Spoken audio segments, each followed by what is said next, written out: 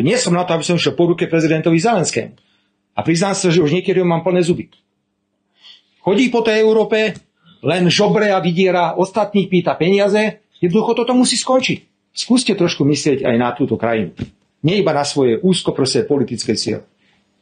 Čo budeme robiť pre Boha, keď ten plyn nebude? Vy si myslíte, že Nemci nám pošlú plyn, keď oni budú mať málo? Nepošlú nám nič. Nič nám nepošlú.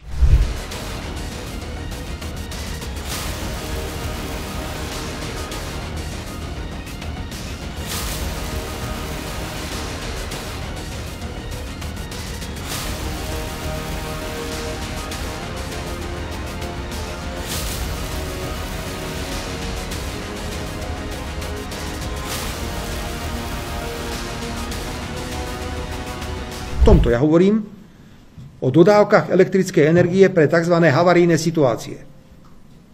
Slovensko, ak sa nemýlim, je asi jediné, ktoré je schopné do 30 minút dodať na Ukrajinu elektrickú energiu, v opačnom prípade im môže padnúť energetická sieť.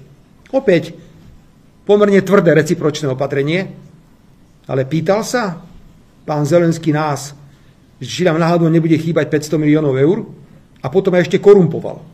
Povedal, že on mi tých 500 miliónov dá z ruských aktív za predpokladu, že budem hlasovať za členstvo v NATO, pokiaľ ide o Ukrajinu.